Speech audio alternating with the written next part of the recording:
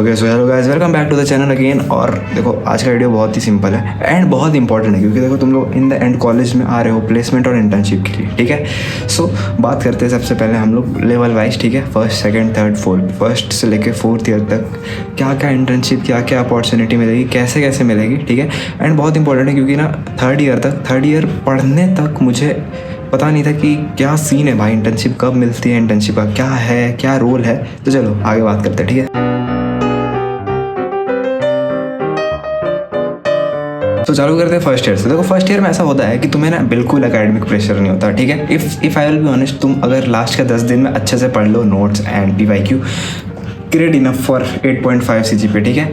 मेरा तो खैर थोड़ा ख़राब हो गया था क्योंकि मैंने लास्ट जैसे ही मेरा एग्ज़ाम होता उससे 2 दिन पहले मेरे को 105 का फीवर आ गया था। मैंने एक भी एग्ज़ाम नहीं दिया, फिर मैंने एंड सेम दिया था, ठीक है। तो ये बहुत पुरानी कहानी है, बट स्टिल फर्स्ट ईयर में कोई भी लोड नहीं, कोई एकेडमिक नहीं, कोई इंटर्नशिप नहीं, कोई प्लेसमेंट नहीं, कुछ भी नहीं।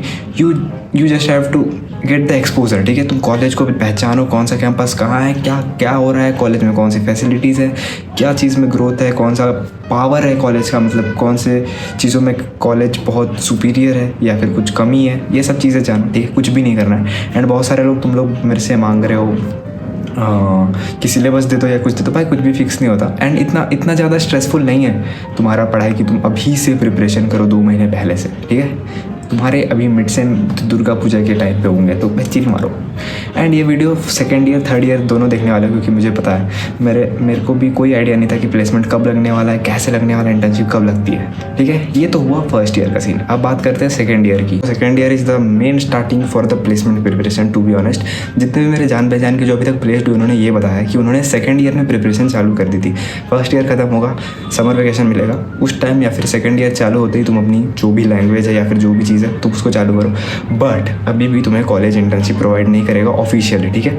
ऑफिशियली कॉलेज अपने से कंपनी नहीं लाएगा कि सेकेंड ईयर को रिक्रूट करे।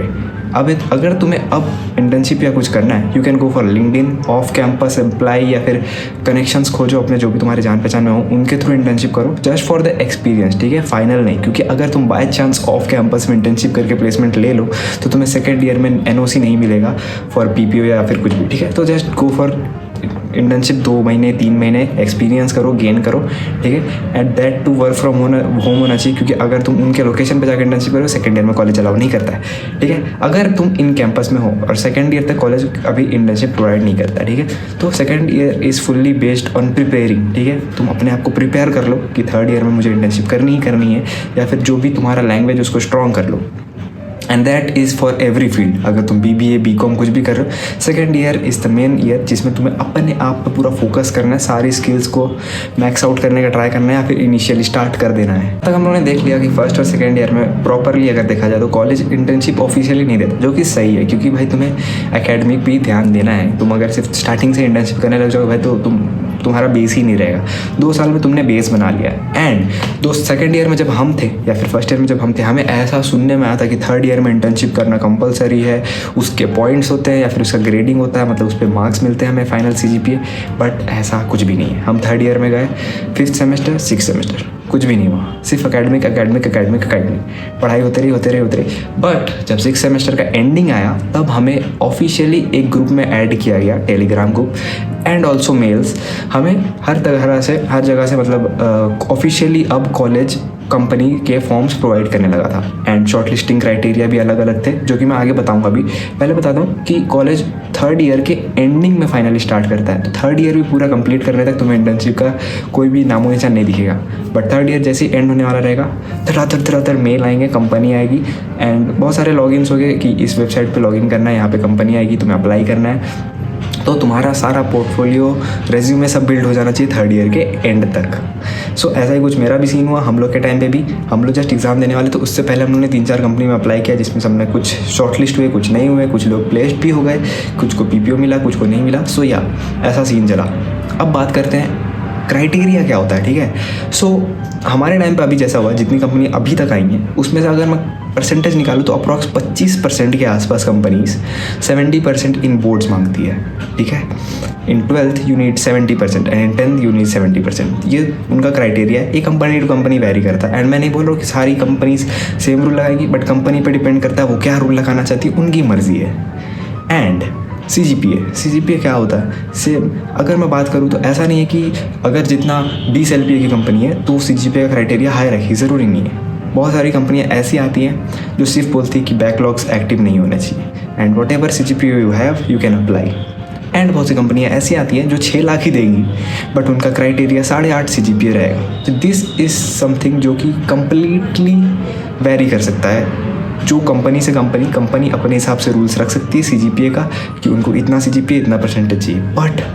But the main thing in average अगर मैं बताना चाहूँ कि कितना रहना चाहिए, so I will suggest keep your CGPA 8.5, जिसकी वजह से तुम ऑलमोस्ट सारी कंपनी में एलिजिबल हो जाओगे। 8.5 अबव तो तुम सब में हो जाओगे, 8 अबव 90% में हो जाओगे। ओके, बोर्ड्स परसेंटेज तुम चेंज अप कर सकते नहीं हो क्योंकि तुम कॉलेज आ चुके हो, सो लीव इट। ठीक है, जितना है रहने दो। सारी कंपनी 70% वाला क्राइटेरिया नहीं मांगती है, जितनी मांगती है। अब अगर तुम्हारा कम है, इग्नोर देम। ओके, इतना स्ट्रेस लेने की बात नहीं है। हमारे में भी कोई उतना स्ट्रेस ले नहीं रहा, नहीं अप्लाई कर पा रहे, कोई दिक्कत नहीं है। बहुत कंपनी आएगी, हमें अपना दिल छोटा नहीं करना है।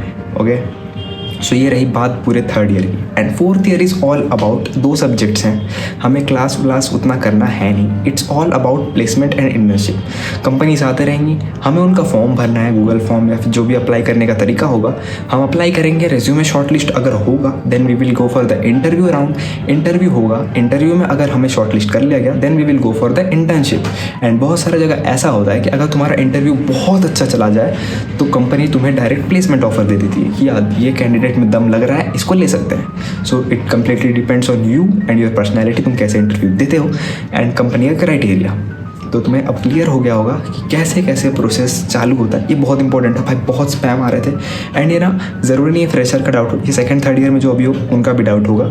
सो या मैंने सोचा इसको क्लियर करता हूँ क्योंकि मेरे को तो भाई कोई आइडिया नहीं था कि इंटर्नशिप कब होती है कॉलेज में। तो अब मैंने बता दिया, 3rd ईयर के एंड से चालू हो जाता है सारा चीज़ें। 3rd ईयर तक you just have to prepare yourself और off campus. And off campus placement की अगर बात करूँ तो we have got a video, 4 से 5 वीडियो पीछे जाओ, तुम्हें एक वीडियो दिखेगा जिसमें मेरे एक दोस्त का प्लेसमेंट हुआ है जो कि ऑफ कैंपस है। एंड उस वीडियो में उसने समझाया कि उसने क्या क्या किया था। Go and watch that video. Thank you so much for watching this video. और इस वीडियो के लिए इतना ही, मिलते हैं अगले वीडियो में।